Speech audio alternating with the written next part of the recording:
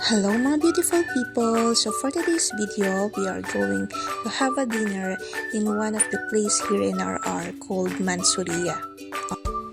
And I'm truly fascinated na sobrang dami na palang mga restaurants din dito, just like sa 5th Street, wherein nandun yung mga Shamis and the other restaurants na napuntahan na namin.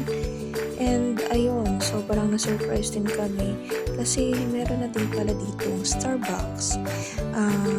Ayun, hindi kasi ako masyadong layas, so really I was surprised to see that Starbucks. And ito na, nandito na kami sa Hardee's and ito talaga yung dinayo namin. So, namiss kasi namin yung mushroom burger nila. Actually, this Hardee's, it happened na merong branch sila dati sa RR Mall, but dahil sa COVID-19 epidemic, nagsarado sila. So, nung nalaman namin na meron na naman ditong Hardee's sa RR, talagang pinuntahan namin.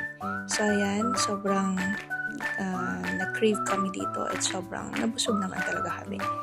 So, ayun, ito ang Starbucks. So, balak namin sana magkape kaso malamig din sana kasi yung inumin namin, pero nakapag Pepsi na din kami, so next time na lang. So ayun, so ang ginawa na lang namin is naglakad-lakad and then dinayo namin ang extra.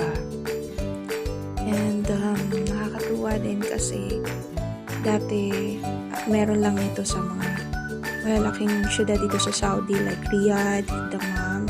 Pero ngayon, meron na din kami dito sa RR. So, itong store na to, nandito yung mga gadgets, appliances, at marami pang iba.